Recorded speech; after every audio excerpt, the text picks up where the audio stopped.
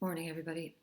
We'll get started straight away with the homework. So this was the second of our higher level problems, the flow problem. So we had done the recast problems. This is the flow, and then today I'm going to do the displacement one.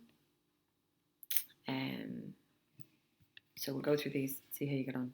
Like I said, I think these can be the trickiest ones. I don't mind the other two, but just let me know if you had issues. Okay, so water flows through a cylindrical pipe at a rate of 35 centimeters per second. Okay, so it's a cylinder, which for the most part, given their pipes, they will be cylinders. And remember the flow rate, so the 35 centimeters per second, that's going to be the height of your cylinder.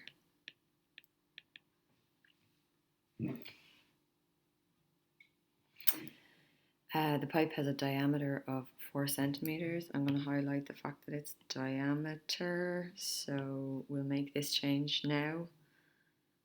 And again, this is all a good idea to do, okay, when you see things. I'd imagine you do a lot of this in some other subjects. Annotating, it's a really, really good idea to get into it. I would do a lot of this in Leaving Cert higher level maths, just because sometimes the questions can be so long that you're trying to pull apart like what's important and what's just fluff. So things like this, being able to go through a question and take it apart, and the things that might trick you, if you've already made notes on them, they shouldn't trick you. Okay.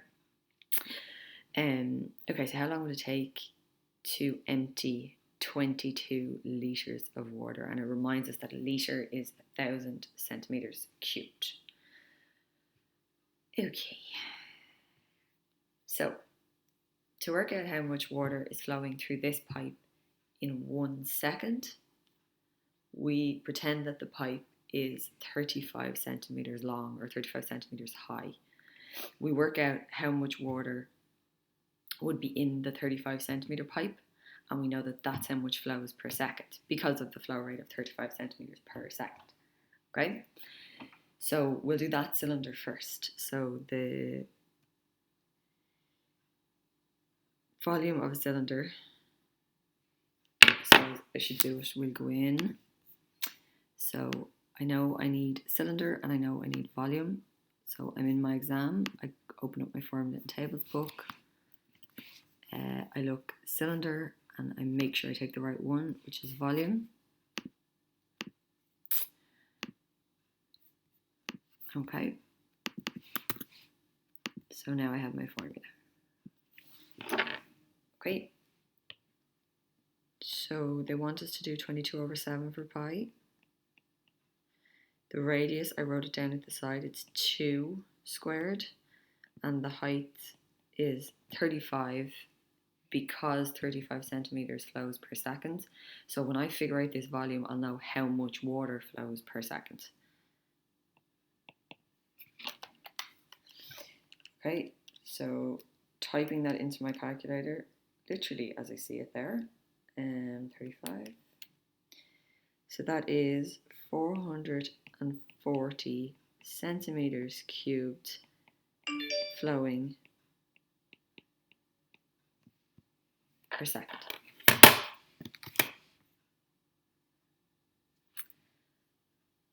Okay, so how long would it take to empty 22 litres? And we know the 22 litres is 22,000 centimetres cubed. So if it can do 440 centimetres cubed in a second, and we want to know how long will it take to do 22,000, we just divide. So 22,000 divided by 440,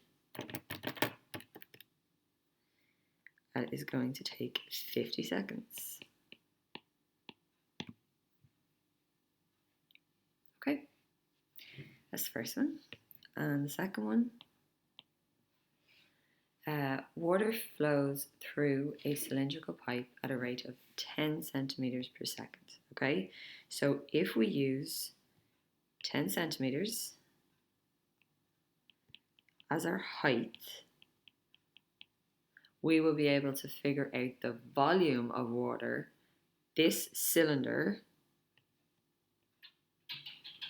takes in a second. Okay, so if you use 10 centimeters for the height of the cylinder, then when you figure out the volume, you'll know how much water that pipe can take in a second. Okay, same stuff here. Diameter is 7. So I'm just going to make a note out here that the radius is going to be 3.5. Just get a little bit of highlight. The water is poured into an empty rectangular tank, 55 centimeters, length, width 20 centimeters, height 70 centimeters. You can see that there. What is the depth of the water after 1 minute? Okay, so when they asked those depth questions, that was one of the ones we did in the example. You basically disregard the height, because what they're saying there is that it won't fill it. Okay, so it'll obviously have to fill the length, it'll have to fill the width, but it's obviously not going to be enough to fill the height of it. So you kind of disregard that 70, and your 70 or your height or your depth, whichever way you want to say it, becomes what you're trying to figure out. Do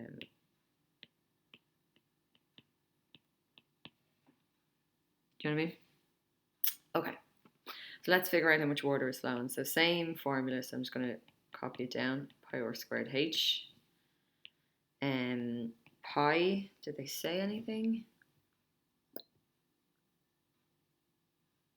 No. Okay, so they haven't said anything about pi, so when they don't say it, you use the button on your calculator.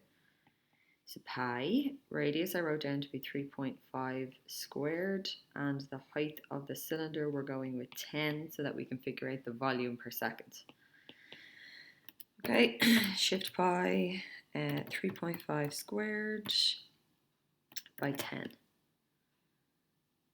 Okay, so I've said this a few times, leave pi in your answer, leave fractions, all of that makes it more accurate. Like I'm getting, this is what my calculator says, 245 over 2 pi centimeters cubed. Okay, so I can obviously press the SD button and I get 384.8451001.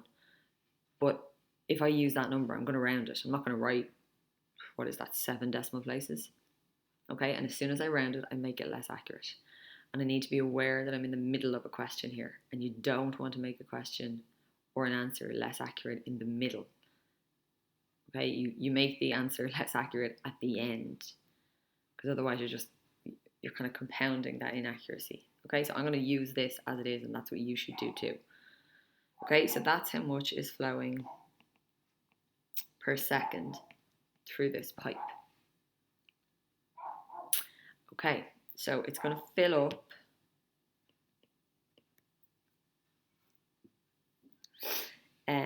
this container, right? So if there's, this says what is the depth after 1 minute?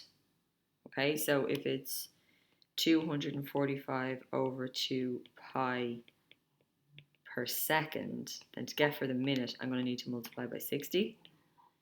So multiply by 60, and I get 7350 pi per minute. Okay, so that's how much water goes into the tank. Yeah? So the tank, which is length by width by height, will have this much water in it in a minute. Okay, we know the length of the tank, it's 55. We know the width of the tank is 20. Now, like I said earlier, we know the height of the tank, but clearly this is not going to fill the tank. Okay, that's why they're asking what will the depth be after a minute. If it was going to fill it, it would ask the question like the last one. How long will it take to completely fill the tank? Okay, so we don't know the height. The height is how much it's getting filled up. So it's 7350 pi. Okay, so I'm going to multiply 55 by 20, which is 1100h equals 7350 pi. Some of you were getting confused on like the algebra when I was looking at your homework for not this homework, the previous one. So if I'm trying to get h, then I isolate h, which means it's the 1100 that I need to get rid of. I mean, if you're going to leave h on its own, then it's the thing beside the h that needs to go.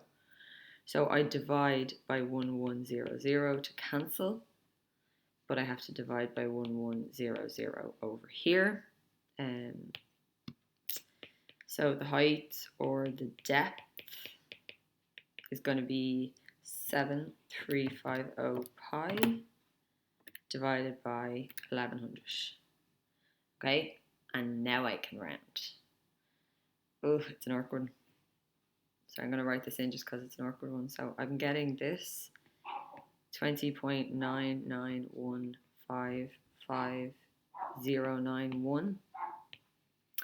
So one decimal place is here. Stop. Yeah. So I look at the next number, which is a 9. Is that going to be big enough to push up the previous one? Yeah, it's a 9.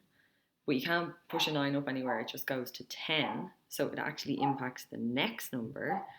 So you end up with 21. But it says one decimal place. So we really should put in 21.0. Okay, that's annoying. I hope I didn't do anything wrong. I might just quickly check. Save me sending yet another video. It's not the first time I've seen them do this, like ask for one decimal place when it doesn't actually round correctly. It just means whoever wrote the question was lazy and they didn't check the answer. But we'll just double check. 7350 pi is right. And then 55 by 20. Yep, seems to be right. Okay, so that's just it. So yeah, you want to stop after one decimal place because that's what the question asks. The next number is a 9, so it will push the previous number up, but the previous number can't be pushed up because it's already a 9. So we have to impact on the previous number again, which makes it 21. But obviously the number 21 does not have one decimal place, so you need to write in 21.0. I suppose just to answer the question asked. It's a bit annoying, but anyway. No harm coming across that because I have seen that before. I can't remember honestly if it's in papers or the book, but I've definitely seen it before. So how long to the nearest second would it take to completely fill the tank? Okay, so the tank has a volume of 55 by 20. That was those ones. And then what was the actual height of the tank? 70. So 55 by 20 by 70.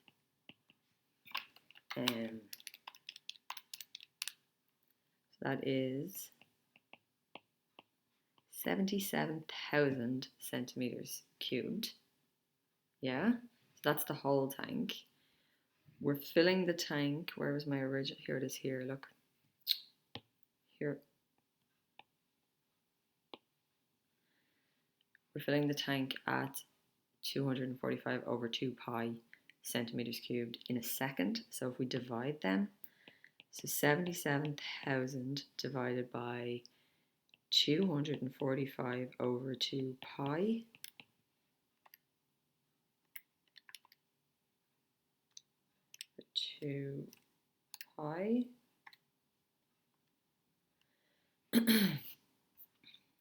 So to the nearest second, how long does it take to completely fill the tank? So I am getting 200.0804999.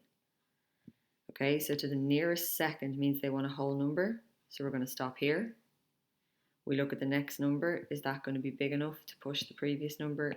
No, it's not. So that means the number doesn't get impacted, so it's just 200 seconds. Yeah?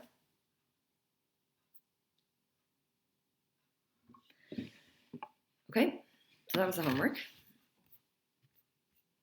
And I'm just going to put in today's date. Wednesday the 24th. Actually, cannot believe it's the 24th of March. Like, we're so far into the year and everybody's just done nothing. Okay, anyway, side note. Right, the third one. So they're called displacement. No, they're not. They're called displacement or immersion problems. So essentially this is similar to, you can see it there, do you remember the overflow can that we did in science? So the idea of this is that you take a glass of water or something like that, and you take an object, a stone, a weight, whatever, and you put it in, okay? And when you put that object into the water level rises, okay? And it rises by the same volume as the object you've put in, okay? So if you have so you have a container and it has water in it, yeah? And then you put in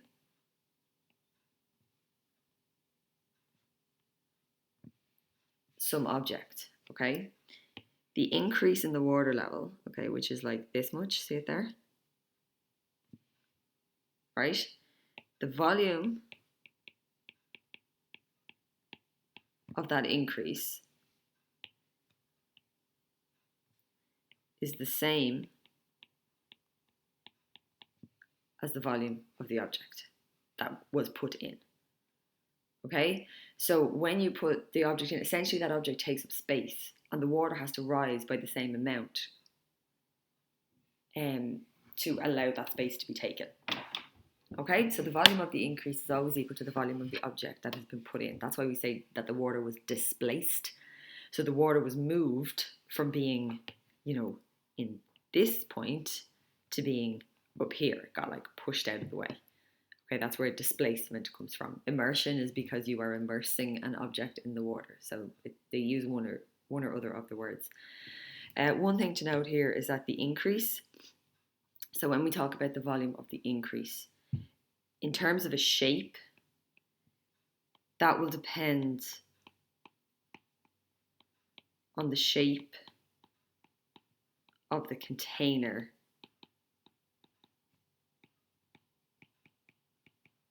that the water is in. Okay, so if it's in, like the overflow can, a cylindrical container, then the shape of that increase, because like water takes the shape of the container it's in. So the shape of that green bit, it's going to be in the shape of a cylinder. If the water is in a rectangular tank, then it's going to take the shape of a cuboid. Okay, so the rise, the volume of the increase, that bit, or the volume of the rise, that's going to be whatever shape. So in terms of going into your maths tables book and looking up a formula, it depends on the shape of the container, because that's what liquid does. Like if you take liquid out of a tap and you put it into a cylindrical glass, then the water will fill the glass. So the water, if you were capable of removing the glass, the water would be in the shape of a cylinder. Now obviously if you remove the glass, the water would no longer be in the shape of a cylinder, but you know what I mean. If we could magically remove the glass or just see the water would be in the shape of a cylinder. Okay, if you put water into a rectangular basin, then that's the shape it takes. Okay, so water will always take the shape of the container it's in. So when we're talking about popping an object into liquid and the liquid rising, and we want to figure out the volume of that rise, that in terms of a shape will depend on the shape of the container. Okay, and that literally what I have there, that is the entire theory behind these questions. Okay, so a cylindrical tank of radius 12 centimeters, so it is a cylinder here. It's normally cylindrical or rectangular, so a cylindrical tank of radius 12 centimeters is partly filled with water. Okay, so I'm going to attempt with my, let's be fair, exceptional drawing skills. Look at that. Fabulous, right? So I have a cylindrical tank and it's partly filled with water. So there it is, partly filled with water. And we know the radius. Do it this way. Oh my god, that's awful. Let's not do that. Okay. Here you go. The radius is 12 centimeters. It's partly filled with water, we've got that. And then a sphere of radius 6 centimeters is fully immersed in the water. So we're going to take a sphere. There's the sphere. We're going to note that the radius of the sphere is 6 centimeters. And that, by putting that in, is going to cause this water level to rise up. Yeah. And we know that the volume of the rise, or the increase, is going to equal the volume of the sphere that was put into the container. Right? So volume of a sphere, I'll do that one first because it's easier. No problem, it's a sphere, so I go in, where is it? Oh, I know where it is, sorry. I go into my table book, there's sphere, there's volume, so right, I have that sorted. So that's on this side.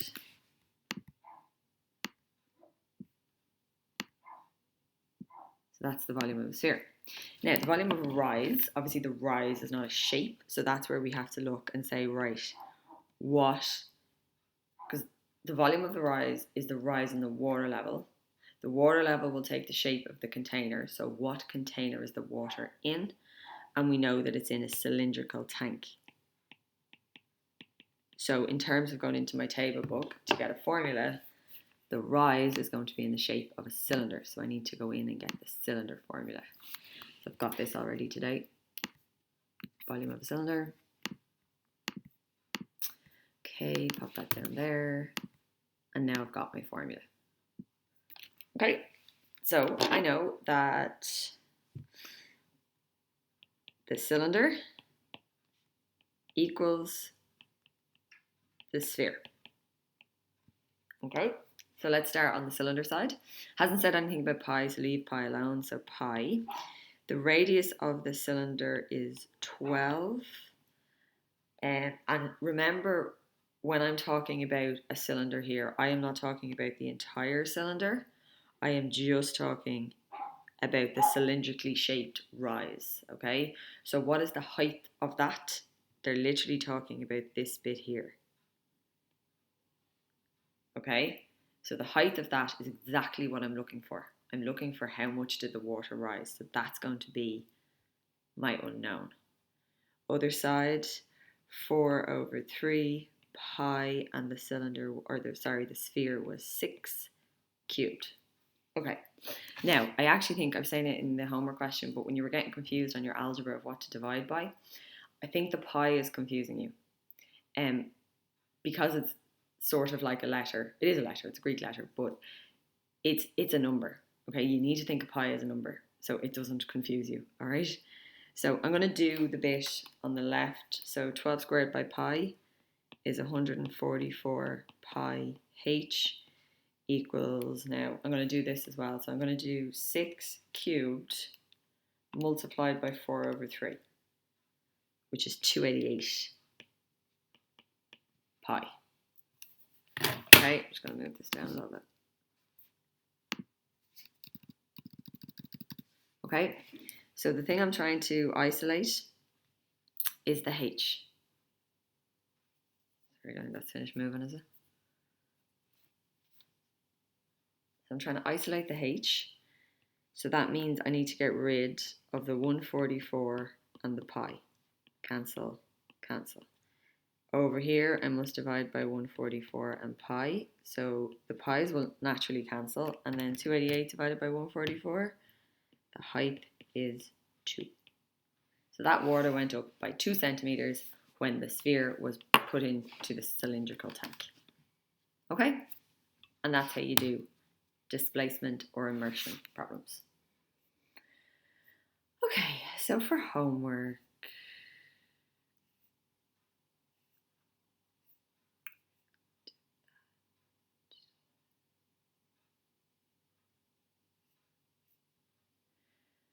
water is poured. Oh my god, I can't find one displacement problem. That's annoying. Might just get them off the paper. So, right, so I'll find you a paper question and I will throw it in there for your homework. That's weird. Anyway, no harm. Okay, so I'll find a paper question and I'll put it in, and that's actually that chapter done. So on Friday in our live lesson, we're actually moving on to some algebra. Yay! So nice bit of higher level algebra now. We've got a few chapters. Like, it looks like there's loads. I think there's 5 chapters or something. But the algebra chapters tend to be very short because they split it up so much. So shouldn't take us too long, I don't think, to get through it. But we'll start anyway on Friday, and we'll pick it up then when we get back. And obviously then we're going to have to kind of stop for a week and do CBAs. So we'll talk about them when we get back though. It's a little bit easier in maths than it is in science because the CBAs are individual in maths. So it's more a case of I let you go off and do a bit of work, and then I allocate some classes so that we can kind of have a sort of a Q&A type thing where, you know, if you're like, right, I've got this bit done, but I need help with this bit, or, you know, whatever. So yeah, that tends to be how the CBAs work in maths. It's not as, I suppose you don't need the lab. You don't need any of my resources. All you really need is my help a little bit.